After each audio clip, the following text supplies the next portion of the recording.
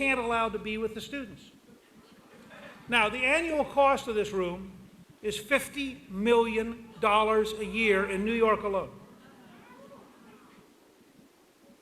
And that's understating it, because the teachers who are sitting there waiting to be fired, having been found incompetent, are actually getting a pension increase every year they wait while they're sitting there. Sick is the right word. I mean, this is what I mean by corrupt. So I think we should wage a campaign on a simple premise. We should challenge every Democrat in the country. Everybody who believes that we're better off spending $50 million on people who can't teach in order to keep them sitting so the union's happy, they're on one side. Everybody who believes that $50 million spent in poor neighborhoods to help poor children learn how to read and write so they can go to college instead of prison, they're on this side.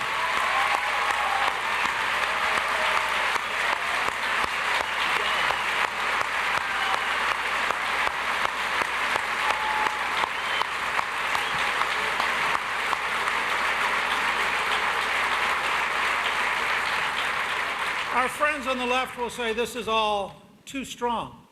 And I say, let's get it on. Let's debate anywhere in America, at any place, and let's take on these issues. Let's talk about the systemic corruption of Sacramento and the degree to which, in fact, it's time to clean house in California and get the state back on the real ground. Let's talk about the bipartisan failures in Albany and the fact that it's time to get back on the right track. And by the way, it couldn't be better in New Jersey than to elect a former prosecutor as governor, because that's the right attitude.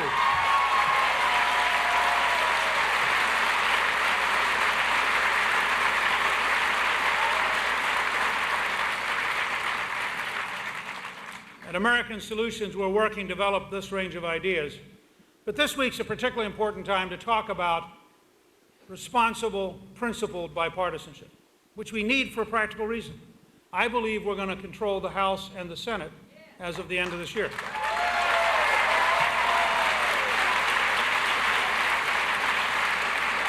I believe we will elect a new president in 2012.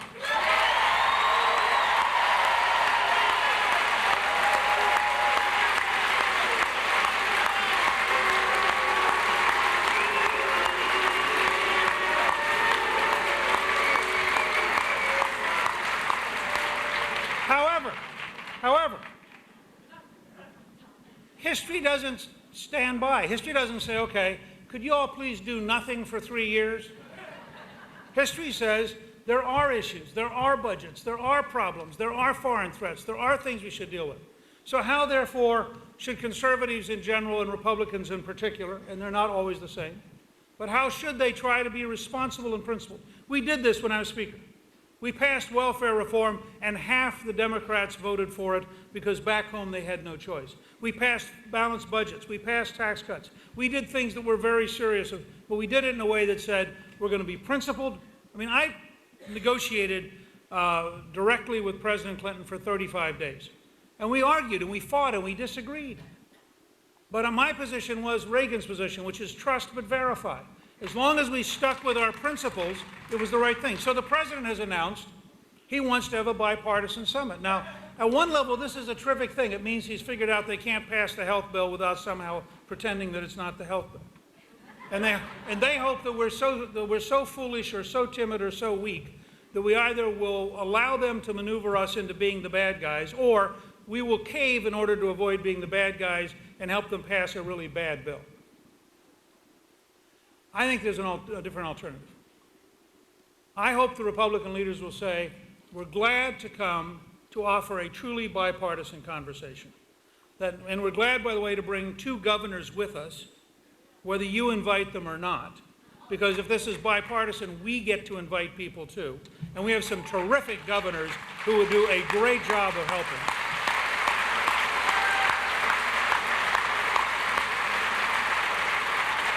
And I hope the Republican leaders will say, and since you want this to be bipartisan, we'll divide the time 50-50.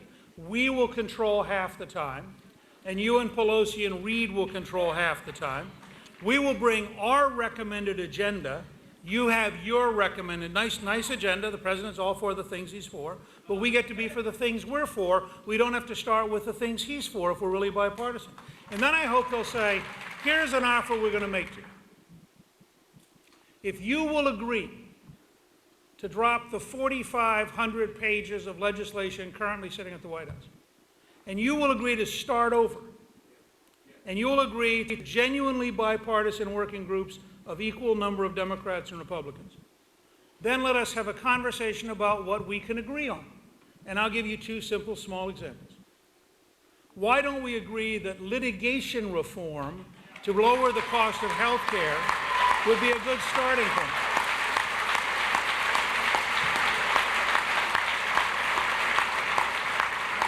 And why don't we agree, as Jim Froeg at the Center for Health Transformation put it in the recent book that he published, which is entitled Stop Paying the Crooks.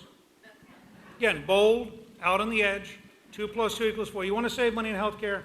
Our estimate is, at the Center for Health Transformation, between $70 and $120 billion a year is stolen.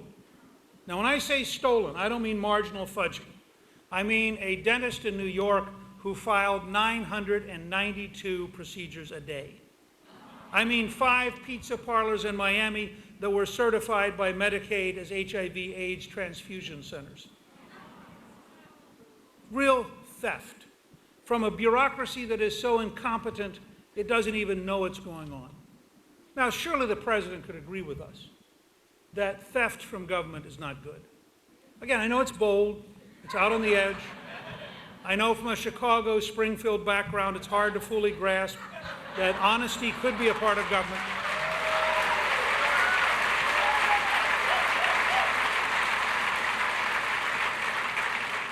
But let's test the president's willingness to be bipartisan.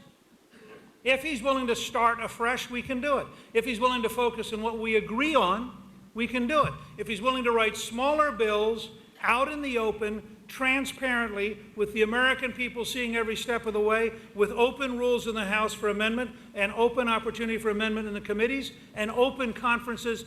And I have an idea. I think there was a candidate in 2008 who was exactly right when he said, why don't we put the conference committees on C-SPAN?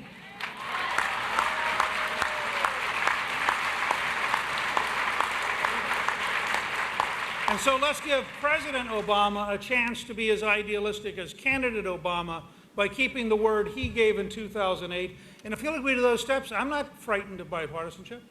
It'll be tough, it'll be hard. But if we're going to have 3 years in which the president loses energy, Pelosi and Reid become isolated, the left cracks, we can't just sit back and hope that the world will let us wait. We can't go on recess. And so we have to have the courage to stand up and say, we know what we believe, we know what the American people believe, we know what is good for America's future, we can do this together. And I close with a line from John Paul II in his very first homily, who said, be not afraid. And I think we have to say, we are a free people.